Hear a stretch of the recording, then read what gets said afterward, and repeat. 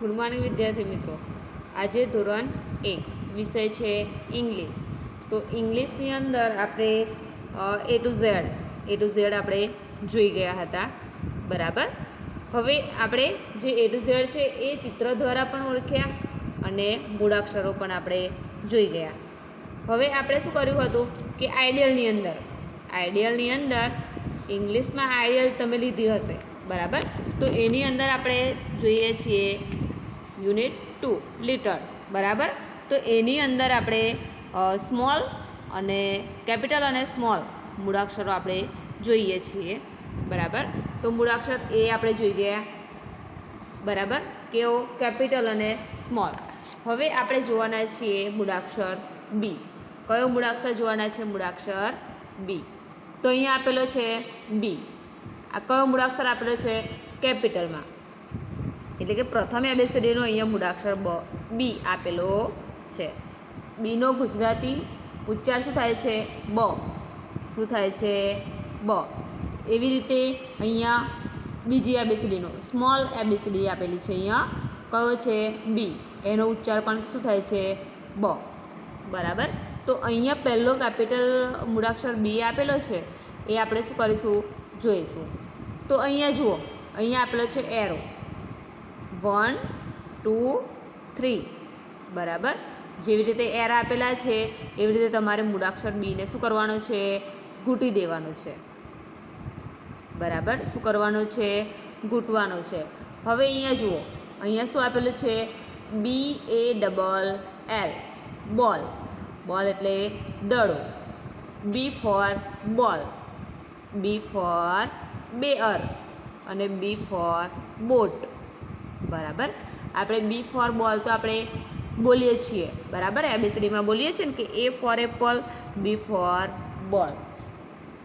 તો અહીંયા આપેલું છે BALL, બોલ એટલે દડો.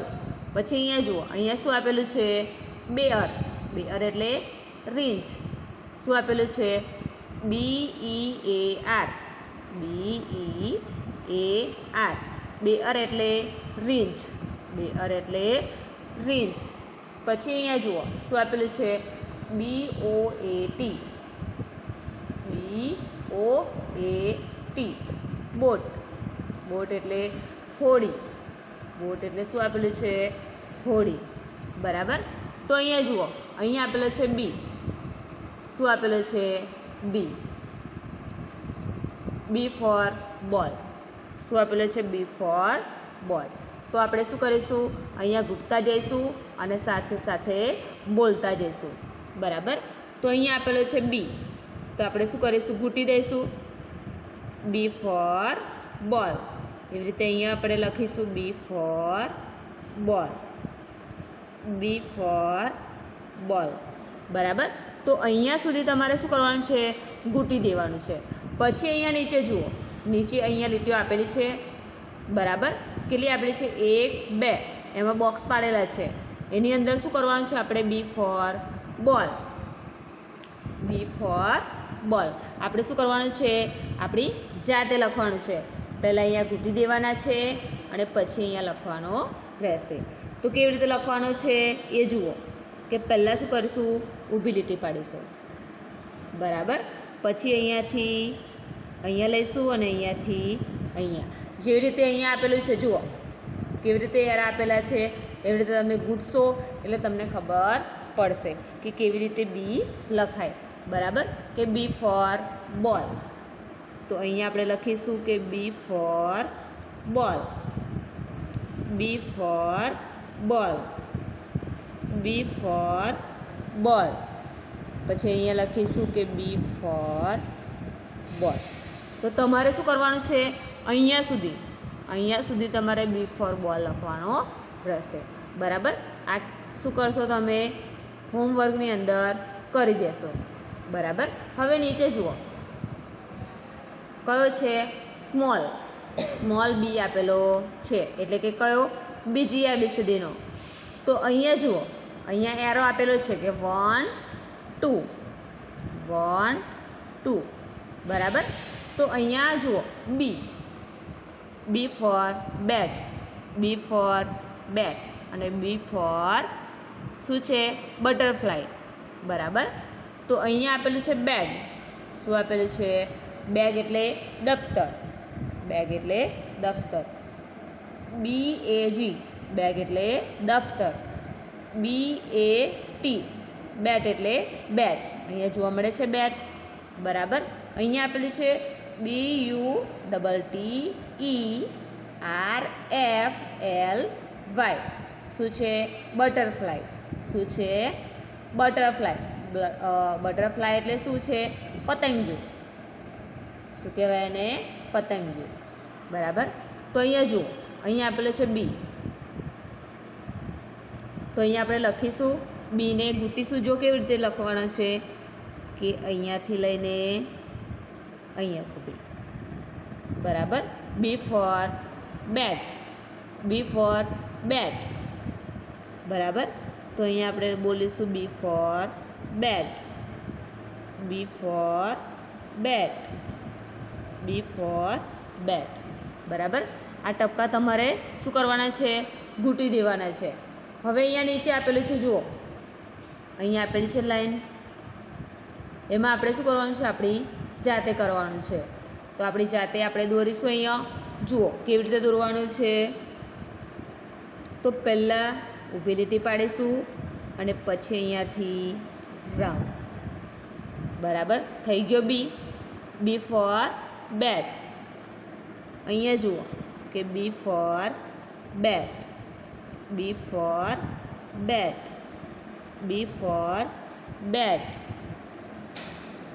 બી ફોર બેટ. બરાબર.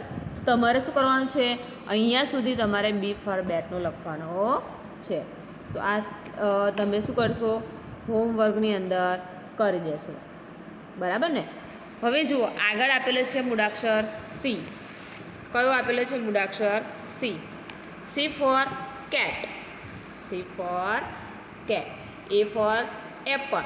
બી ફોર બોલ. અને સી ફોર કેટ. કેટ એટલે બિલાડી. કેટ એટલે શું થાય છે? બિલાડી. તો અહીંયા જુઓ સી આપેલો છે. શું આપેલો છે? સી. સીનો ગુજરાતી અર્થ શું થાય છે? અહીંયા આપેલો છે ક. શું થાય છે? ક. તો અહીંયા જુઓ, અહીંયા એરો આપેલો છે કે અહીંયાથી લઈને અહીંયા સુધી. બરાબર. જેવી રીતે એરો આપેલો છે એવી રીતે તમારે શું કરવાનું છે? મૂળાક્ષર સીને ઘૂંટી દેવાનું છે. બરાબર. અહીંયા જુઓ, અહીંયા સાના સાના ચિત્ર આપેલા છે કે CAR. CAR car. કાર એટલે મોટર કાર. CAR કાર એટલે શું છે? Motor car. શું આપેલું છે? Motor car. પછી અહીંયા આપેલું છે CAT. CAT કેટ એટલે બિલાડી. CAT કેટ એટલે બિલાડી. પછી અહીંયા આપેલું છે COW. COW કાવ એટલે ગાય. કાવ એટલે શું થાય છે? ગાય. બરાબર. તો અહીંયા આપેલું છે સી. તો આપણે શું કરીશું? સીને ઘૂંટી દઈશું. જે ટપકાવાળા આપેલા છે એને ઘૂંટી દઈશું. કે આપેલું છે સી. તો ઘૂંટી દઈશું સી. C for cat. અહીંયા ઘૂંટી દઈશું કે C for cat. C for cat. C for cat. બરાબર. તો તમારે આ જે રહ્યા છે એ શું કરવાના છે? ઘૂંટી દેવાના રહેશે. હવે અહીંયા જુઓ, અહીંયા કેવી રીતે લખવાના છે એ જુઓ કે અહીંયાથી લઈને અહીંયા સુધી. C. C for cat. C for cat. બરાબર. કે C for cat. C for cat લખ્યું અહીંયા. બરાબર. તો અહીંયા જે બાકી રહ્યા છે એ તમે તમારી જાતે હોમવર્કની અંદર કરી દેશો. તો અહીંયા હું લખું છું HW. બરાબર. તો આની અંદર તમારે શું કરવાનું છે?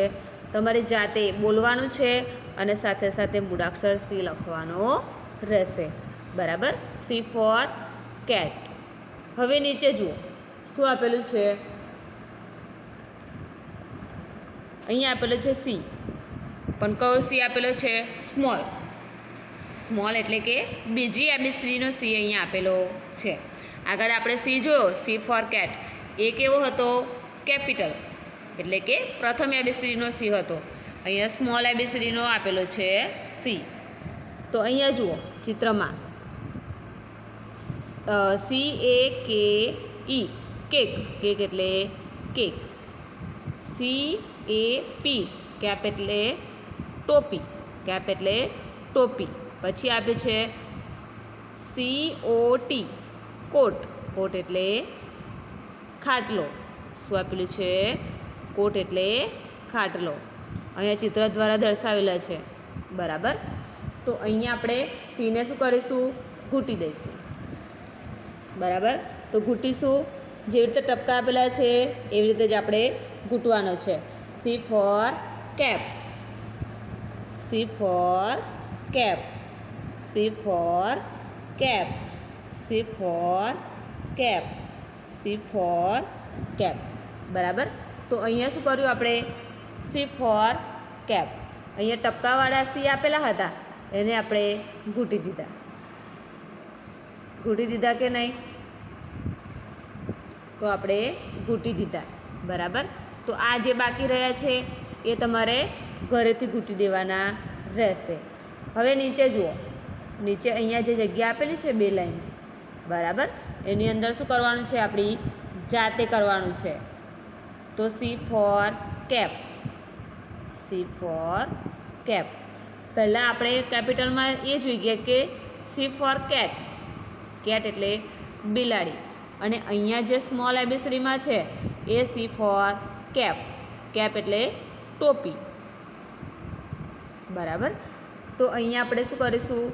સી ફોર કેપ આપેલું છે એને અહીંયા ઘૂંટી દીધા. હવે અહીંયા આપણે જાતે લખીશું.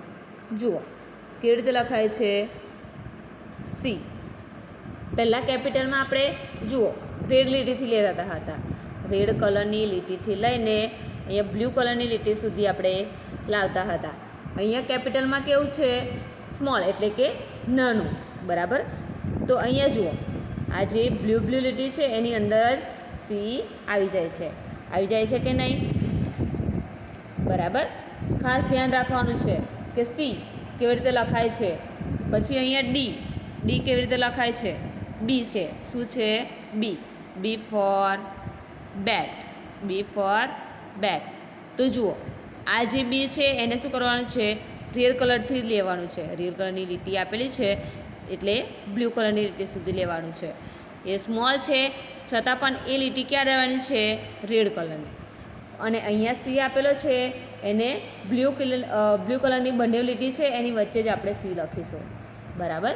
તો અહીંયા જેવી રીતે લખ્યો છે એવી જ રીતે અહીંયા આપણે લખીશું કે C for cap. C for cap. C for cap. C for cap. C for cap. બરાબર.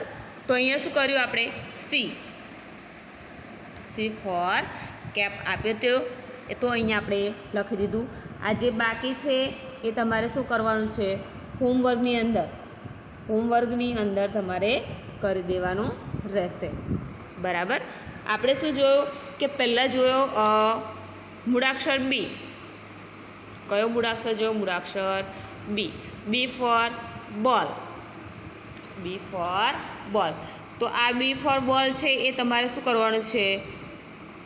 વાંચતા જવાનું છે અને સાથે સાથે લખતા પણ જવાનું છે. બરાબર. તો અહીંયા જુઓ અહીંયા આપેલું છે ઉચ્ચાર સાથે આપેલા છે કે BALL બોલ એટલે દડો. એવી રીતે અહીંયા આપેલું છે બેઅર બોટ. બરાબર. બેઅર એટલે રીંછ અને બોટ એટલે હોડી. એવી રીતે અહીંયા સ્મોલ બી આપેલો છે એ પણ તમારે બોલીને લખવાનો રહેશે. બેગ એટલે દફતર. બેટ એટલે બેટ અને બટરફ્લાય એટલે પતંગિયું. એવી રીતે અહીંયા સી કાર એટલે મોટર કાર. કેટ એટલે બિલાડી. કાઉ એટલે ગાય. પછી કેક એટલે કેક. કેપ એટલે ટોપી અને કોટ એટલે ખાટલો. અહીંયા સુધી આપણે જોઈ ગયા. હવે આગળનો મૂળાક્ષર છે એ આપણે શું કરીશું આગળના લેક્ચરની અંદર જોઈશું. Thank you.